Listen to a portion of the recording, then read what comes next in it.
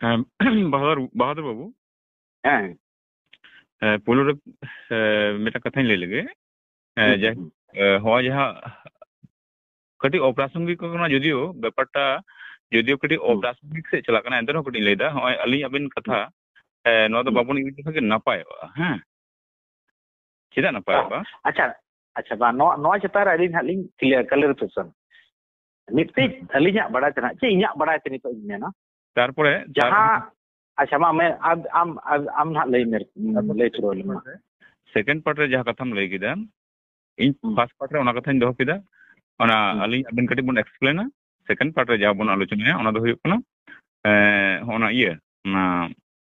आम जहां डेफिनेशन ना कथाम लay दा है जे मेटा आया जाति सत्ता बंचा दोहो लगी ते जहां दरकारोआ है लाय आया धर्म करम आया बोंगा बुरु आया इया नोवा गे धर्म कना धर्म कना अदो जायहोक ओना अली अबिन व्यापार रे कटी बन साफा टवा माने जखन जेहेतु पोलो खगे कटी माने अकालका चों हुड़ इके कना ओनाते ओना अली अबिन दिए जखन रोडदा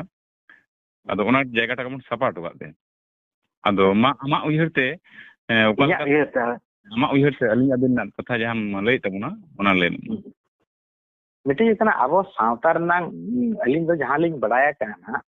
जे सावतार नांग अबवा जहां अरी तब मेना के सगैर नांग अरी ओना लेका तेगे नय अलिन अबिन रनांग हिसाब जहां बन गलमारा उनको दो अब मिटे ना तो सम्मानीय हर को मेता को जहां लेका हिंदी ते चे बांग्ला ते जहां कथा बन मेने अपनी आप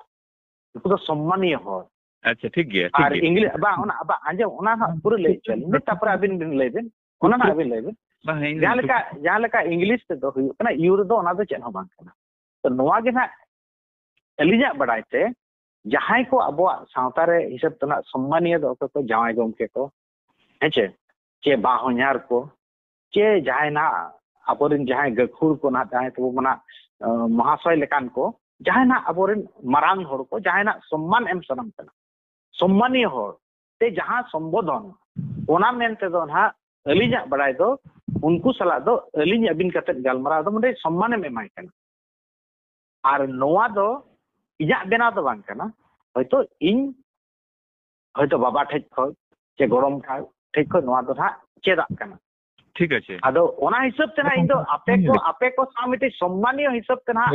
नोवा दो गलमरा हिसाब तना एलिन अबिन मेनेया जुदी नोवा दो ओनकाना एगेर लेकाना दो चे नोंकाना दो बांग कना बुझ के तो ओना लगे ते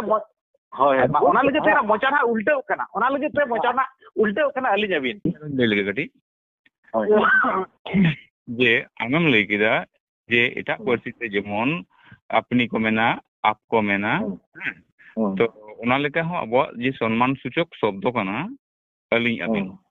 आदो जखन अपनी दिए मिटांग एटा हड़बन संबोधन कना और ताहले नोडे दो हा आमी लay दाय उनको दो हा आमी लay दाय और एटा हड़ जखन मिटा कना अपनी लay कना अर्थात एटा हड़ संबोधन कना हड़ क्षेत्र चिके कना हर क्षेत्र दो अलिन एम लay दा माने आमते आमेम सम्मान जनक कना आमते आमेम सम्मान जनक कना ओय अलिन कथा आम दो एटा हड़म आबेनम मिताय कना जुदियो ओना कथाñ साब के तमा ठीक गितामा एनखान नोडे अलिन एम मेन काम निजे जखो मेन कना ओडे दो अलिन जेदा मेनदा निजे ते निजेम सम्मानक कना पहिलो कथा दोसर कथा हुयु कना अब दो नो व्याकरण सम्मत बांग कना व्याकरण सम्मत बांग कना दोसर कथा तेसर कथा हुयु कना जेहेतु नोआ दो अबवा सेरवा सगै रे तोल करा मेना ओना होते ते किंतु अब सगै सेरवा सगै हो लड घोटक कान दबना आम संगे जखोनी रोपड़ा रास्ता रे ओना अलिन अबिन दिए जखोनी रोड़ामा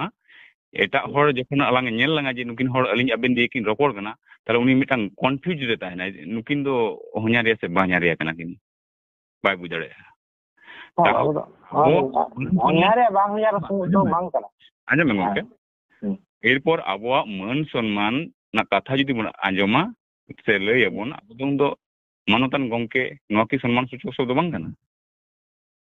अदो बांग ओने के तली मानतान गंके अबन हाबन मेने आ जाय बन बेकना मानतान गंके जुदी गमके आते होबन गालमाराव कना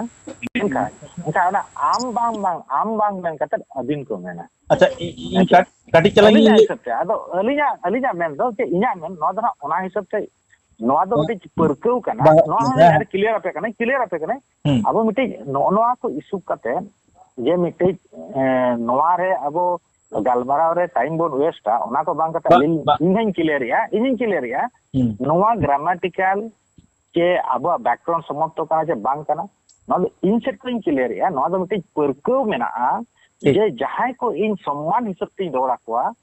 उनको को दन हा अलिन अबिन गे पलटो कना ठीक नितो इन चेष्टाया आपे को जदे सम्मान इया हिसाब ते बांग नोआ बापे ग्रहण या इन चेष्टाया ना आम इन कते इन गलमारा नोआ इदि के टाइम बाबा टाइम दरकार कना इन कटी चला ले लेगे बहादुर बाबू कटी चला हैं बिल इन कटी चला ले लेगे माने परकौ कना अदो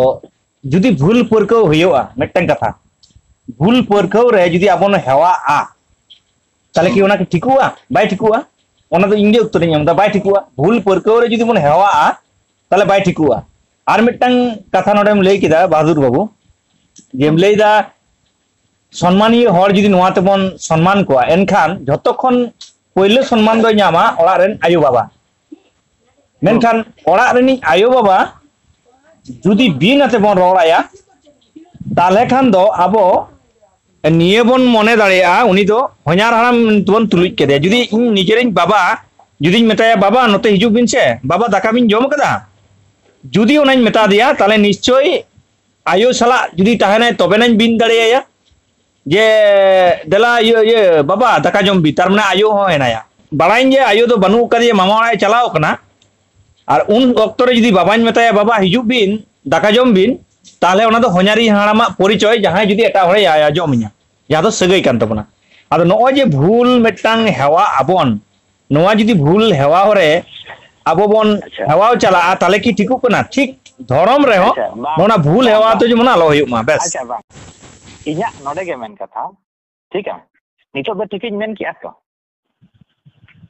आमा कथा जहां कथा नितो मेन किया आम दो ना आम ते के नोआ दो मेन या नोआ गे ना इन जेन उयर या माने आम जहां उयर ओना दो ना ओना गे सरिया के ओना गे बेसा नोआ जहां उयर दो हापे गम कटिंग केचेट में उयर दो बा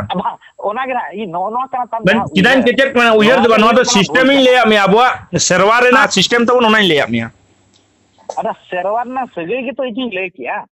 अरे जहां को आबो दो ओना जहां को कना आबो जहां कना आले सेदा कथाኝ मेनिया ना आले जहां लेका ले हेवा कना कुछ को चेत अका लिया ओना दो हुयो कना ले भणजा सला हो बेन कते को गल मामो भणजा गपाल मारा हो आर जहां को आयो बाबा दो नेल में एटा जति को रहो नेल कुबिन आयो बाबा को दो उना दुलड़ते उनको तो सम्मान अपनी दो का तो तुमी को मेता को नोआ मिटे अबिन आम ना नोआ जा कथा मेन किया अब नोडे दो कना आम जहां मेने ओना के सरिया ओना तो बांग कना चे इन जहां मेने हुई तो ओना हुई दाड़े अब इया नोडे के ना मिटी कथा नोआ कथा रे आबो बोन रापाचा आचे आबोआ मिटी नोआ मिटी अडी चेत अडी माने दाम ना समय जदी नोआ रे बोन वेस्ट किदा नोआ की गुरुत्वपूर्ण जिनिस बांग कना बहादुर बाबू नोआ की बेटा भूल पत्र आबो बोन गुरुत्वपूर्ण जिनिस बांग कना नोआ की ओकाटा ओनामा हुई कर इन हिसाब से मेन किया जहां लेका जे जहां सम्मान हिसाब से दोड़ाय कना उनका के हेवा कना अपिन सम्मान अपे कना नितो इन चेष्टाया आपे सम्मान हिसाब से इन बन मेनया आपे पे मेन किया तो जे आले बाले नोआ दो आम इन तो बाबो गाल मारा इन में स्वीकार किया आपे जे सम्मान हिसाब से बांग खाय तो आम इन लेका दिन गाल मारावा अच्छा तो अब जहां सातम करा तब जहां अब विचार ना जहां सातम ओना बोन गाल मारा उनका ना बोन गाल मारा जहां रे सावतार ना भलाई हुई मा और आबो जहां सातम हिसाब ते सावतार ना कथा बन गालमारा मा नो में तो नो मरंग अंश कना आ जहां सातम आबो बन एमा का ओना हिसाब ते बन गालमारा होते सावतार मा अडिगान कथा मेना बहादुर बाबू अति घड़ी टाइम में मातादा इन दो कटी तिनी लिया नेल में अबिन दो सगै रेना संपर्क ओना दो मी हर गे बुझे रहा बिन कथा लेवा और आबिन माने दो दी बोचन कना हाँ और अलिंग माने हो दी बोचन Tahle are am do hana antu am tulo इन आम तो रोड के आता है डिग्री इन कड़ी रोड तो इन आम तो हमको आम तुलना कदा आप अपनी तुलना कदा ओंडे तो एक बचन आ नोडे अलिंग अबेन दो दी बचन बुझे कना आपे उन घड़ी तो बई रोडीदा इन दो शॉर्ट थिंग बुझे ता मालेन इन दी बचन आम तो दी बचन आजा में इन मा बचन ग्रामार कन बई चला कना चे इन जखन पे मेते दिया अबिन अलिंग आलो बिन रोड़ा इन ओनरना क्लैरिफिकेशन एम किया इन ओनरना क्लैरिफिकेशन एम किया इन सम्मान हर को नोंका मेता को आपे सम्मानियो मेंते नोंका अबिन अबिन कथन मेन किया नितो आपे बांग सम्मान हिसाब ते इना मने हिसाब ते जहां इन जनरल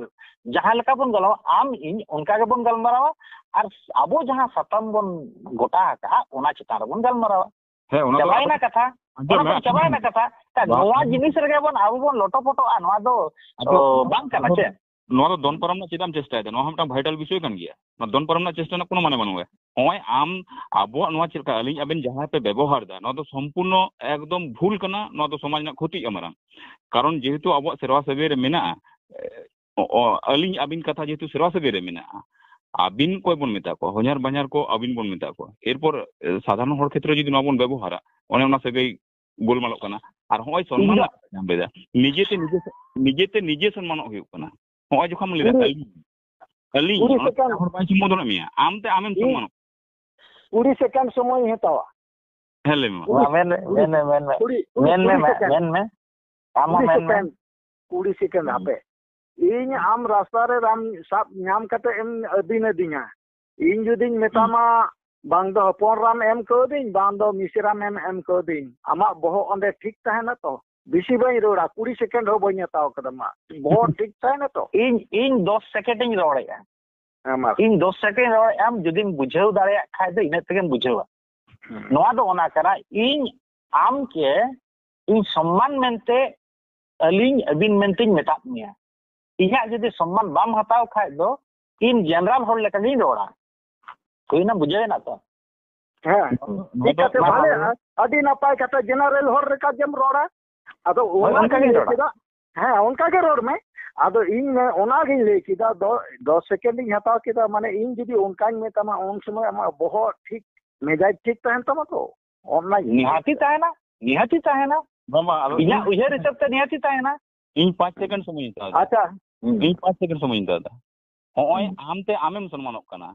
अलिंगेम लई जनक कना नो तो कोहे बाय सम्मान में इन सम्मान स्वरूप कथा जखम रकाब बेदा आमते आमेम सम्मानक कना होय आमेम लेदा अलिंग एटा हो तो बाय सम्मान में तो इनते इन सम्मान नो कारण दो चे ओना हो बन मेनाका इंतिन सम्मान कना ओना रोड रे जखन गे मिटे सम्मानी होर चला हमरा गलमारावा उन जो जहां लका चे हिसाब ते दो ओना दो कना अलिंग अबिन हिसाब ते गलमारावा एटा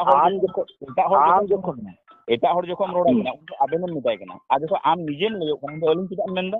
आम तो कोई बाय सम्मान में आम तो आम सम्मानक कना आम ते तो एटा हो सम्मान में अच्छा ठीक है ओना मा इन हिसाब ते इन मेन किया चे आपे हिसाब ते तो ओना दो भूल होई दाड़े चे ओना को इन वइन मेन किया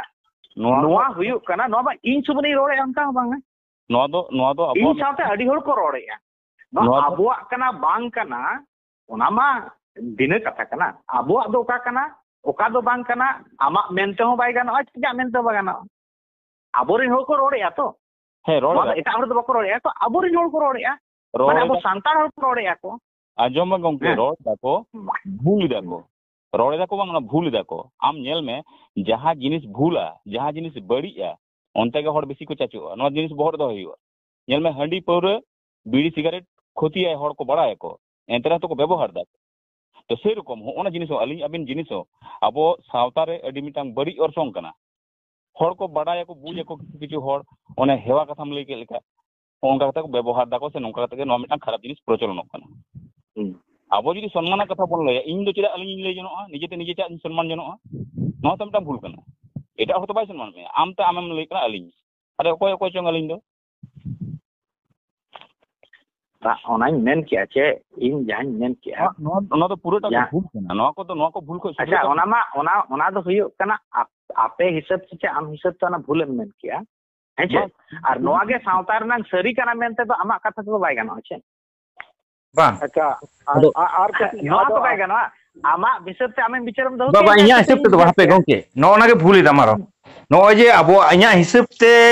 इnya के सारी केना ओना तो बांग नोआ तो सावता रेना जहां सिस्टम कना ओना हिसाब ते ले बया इन सरी गे नवा गे इnya गे सरिया में तो बइन मन लिया पर इnya तो बइन ले दो ओना तो सावता रेना इ ले दो अरे सावता रे नांग दो उन सावता रे नांग दो आम मेन से सावता रे नांग बाई हुआ चे इन मेन तो बाई अच्छा गेम और नो तो आम गे मेने आज आले जहां ले करा नवा गे सावता रे नांग कना बाबा आले तो खाली आले तो बांग दो नो तो सावता रेना कना तो आपे से हो सावता रे दो बाहोया तो बिन गे को मेता को दो नो तो आले से आपे से ना कथा बांग हियो करा नो तो सांतार सावता रेना सगई तो बिन कान दो नो तो इnya हो बांग कना इnya इन लेकाते ठीक ले दी ओना तो जुक्ति बई नेमेत दो जुक्ति नोडे दो हिजुक कना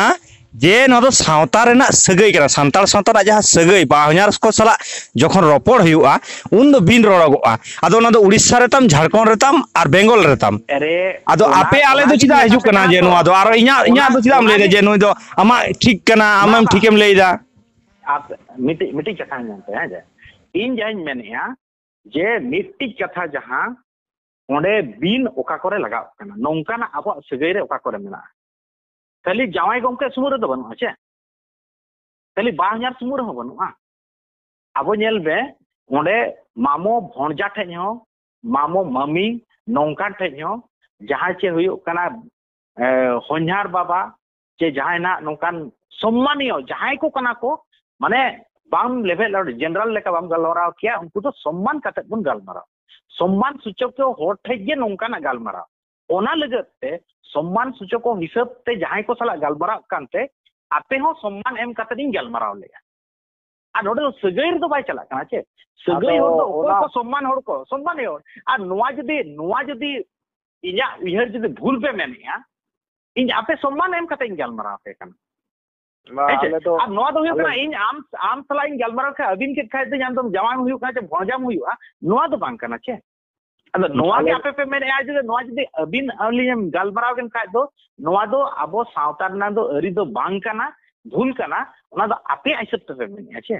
नोवा दो सावतारिन होड़ को नोवा सांतारिन को डिसाइड चोन ओका कना भूल कना सही कना ठीक है अच्छा बहादुर बाबू नो ओने जहां अली अबिन कथाम लेदा आम जहां जुक्ति छड़ा दा ओना को जुक्ति तो किंतु बांग टका तमा चेदा बांग टका तमा आम जहां अली अबिन कथाम लेदा ओना अली अबिन कथा दो अब सेरा सगै रे निर्धारण कोरा के मेना जे अली अबिन कार्बन व्यवहार आदो ओना बात कते हो जखन ओभारो कना नोआ ओना दो कटी सेरवा रेना अब ओना जहां सेरवा सगै मेना उनी कटी ए गोलमाले कना से बड़ी जे कना बा ओने मेने तो सम्मानीय होड़ लगत नोआ दो व्यवहार वा अबवा सेरवा रे सगै हो ओना हिसाब तेगे बनाव कना अली अबिन बात कते हो ओने मेने सम्मानीय दो मामा सम्मानीय माने कालका सम्मान सूचक शब्द तो आरो एटा मेना अब तो गोंके से चेत कना गोंके तो असम्मान सूचक शब्द कना की अरे गोमके बाबन मेता को कान तबे गोमके सलाम गालमारा कर आम इन तुमी तुई नोआ बाबू गालमारावा इन्या दो नोना मेनिया उनी सला का दो अपनी माने सम्मान सूचक कना नोआ कथाई मेताम कना दो नोआ रेगे आबो बन लाथा को खान नोना दो आबो सावता रे नान के लेका बन गालमारा आदो हम दो हानकुआ दो चाम गुइदा नोडे तो अरे बोले गुई इन में बुझो पे कना हमबो हिंदी अच्छा इन कटी आदो अब इन कटी टाइम मन पे अच्छा बहादुर बाबू आम जखन बाजार में चला कना अच्छा इन चदान बाबून कना इन दो कोई मारा का हुडिना इन चदान बाबून कना इन नोम से क्वेश्चन में खाय दो बाबू चदान बाबून कना इन दो आमे जे हपन कना नोन मेन दारे खान ओना लगे इन मेन नोआ गालमाराव करे तो आबो टाइम बाबो वेस्टा आबो जहां हम बोन गालमाराव ओना रे बोन गालमाराव से आजम अबे गोमके हम मेन दारे हेचे आदो लोय इन्या बोय तो नोना के मा लेते आपे मा एटा से कथा दे दी से जहां गालमाराव ना सातम से बांग इदी कते एटा से तिदी ऐसा कथा दो नोना आम दो आंजम रेना धोरजो के बनु ताम दो मा मेन आंजम इन कथा तो इन जदि बाबुआ ने ओका ठेन असुविधा इन बयसम बराया इन जहां के बयस अकान बाबू चदाम बाबू है आम इन बाबू बन एक्सेप्ट या इन बाबू बन एक्सेप्ट या बाम एक्सेप्ट दारे हां किंतु ओना लगे ऑब्जेक्शन किया ओना लगे ऑब्जेक्शन किया अच्छा अच्छा अच्छा ठीक है चलो ओना लगे ऑब्जेक्शन किया अच्छा आम बाम ने एक्सेप्ट किया ये बताओ कि अच्छा बोल दबू मा अच्छा है बोल दबू आदो आलम बढ़ती आदो फिर में नाम में आदो मेंदा आम जखन बाजारेम चला कना मिसे से मेताम कना हान्ना तकिन किन हेज अकना ताहले अगु दाराय में नोआ जिनिस अदो फान्ना तकिन किन हेज कना माने उनी दो बुझ किदा ताहले बार हरे हेज कना ताहले बारिया जिनिस इ अगु किदा बारिया जिनिस अगुया और बारिया जिनिस अगु किदा माने चेत मेटा नष्टोआ मीन हर गे हेज कना अथचो लेदा फान्ना तकिन किन हेज कना और अगु किदा बारिया और अगु कते नेल कना मी हर गे मेटा जिनिस दो नष्टो कना चेदा ओना गुरुत्वपूर्ण कथा कना आर मिटन कथा हुयुक कना होय जहां हिंदी एवं बांग्ला अनुकरण दा ना दो अनुकरण हुयुक कन दबना आबो जदि सम्मान कथा बोन लया बार बार ओना हिंदी और बांग्ला रना कथा गे अनुकरण दा तो नुकुम अनुकरण कोआ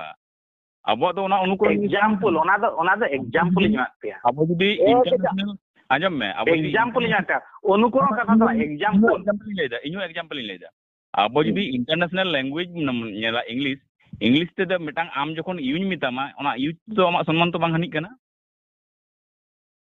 जतो लाट ऑफिसर प्रधानमंत्री मुख्यमंत्री तिने गान मेना को जतो ओना यूज ते को मेता को ओंडे तो उनको सम्मान बांग हनिक कना तला आबो तो सम्मान हनिया कोई मेना सम्मान हनि दो बांग बांग इन जाय सला आम नोआ इन सम्मान हनि दो आम ओनारना ते आंजो में ओनारना तेला एमलम राष्ट्रपति प्रधानमंत्री युगम मेताय कना ओका ठेन सम्मान हनिक कना माले बाय हनिक कना यूथ मेताय का बाय हनिया हमको कटाई होय ओनाम सिकर किदा तो निक ओना जागा सिकर कथा दो ओना दो लहार हो इन नोगिन ले करतिया नोआ कथा इन ले करतिया यू जहां लेका ओना दो बाय गानो मना दो सम्मान दो बनु मिटिंग गानो नोआ मना की सिकर का तले तो आले होले बड़ाया हम लहार ले और बाम ले आले हो इने टुकु तो ले बड़ा गया से बा इजन बड़ाई के आपे होपे बड़ाया ओना लगे से ओना रापाचा दो बाय दरकार कना छे बड़ाई जिनिस दो रापाचा बांग होय ओना मीटांग यूनियन उनो बो रापाचा ओना जखन इंटरनेशनल ये लैंग्वेज कना यू ओना तो बात कते अद ओना हना हिंदी और ओना लोकल लैंग्वेज नेशनल नाम फॉलो इदा ओका लोकल बांग्ला ओकोय बाय फॉलो या बांग इंग्लिश फॉलो दो बा आबोआ सावतार नंग अरी लेका तेगे सावतार नंग अरी रे जहां सगय जहां व्यवहार ओना हिसाब ते नोआ दो कमी कना सावतार ना अरी दो ओना गे तो जहां दो बापला सगय रे जहां ठारो गोटा कना ओना कना बाप ये सावता अरी दो ओना विषय को तो बंग पे बुझे तबोना ओना तेगे तो आरो बेसी गोलमाल को हिजुक कना ओना को विषय बुझ अच्छा ठीक है नोआ आपे पे बुझो ना तो बांग आमेम बुझो किदा तो इन मन बुझो कना ओनिन मेना इन बुझो कना आपे सम्मान हिसाब तीन गलमारा आपे कना और आपे नोआ के बापे बुझो कन खाय दो इन आपे कथन बुझो ना छे आलेले बुझो कना सम्मान बापे खोजो कना इन खाय दो सम्मान बापे इन जनरल जहां लेका उनके गलमारा आपे हां ओना में इन जनरल तीन गलमारा इन आपे सलाई इन जनरल तीन गलमारा या माने तो आपे माने असम्मान या उनका कथा तो बांग आले दो इन आमते बाले असम्मान आले दो गोंके खाय गिला सम्मान इन तो बन सम्मान त्याचे बन असम्मान त्याचे ओना लेके मते जान करा इन आपे जहां लेका पे नाम कना आम इन ओना लेका गे नितो बन गलमारा आदो ओना दो उनगे बांग गड़ती कते आदो ओना आम जदी मोंडे में ये किया सिकर किया है मा ठीक है हम इन के बोन चला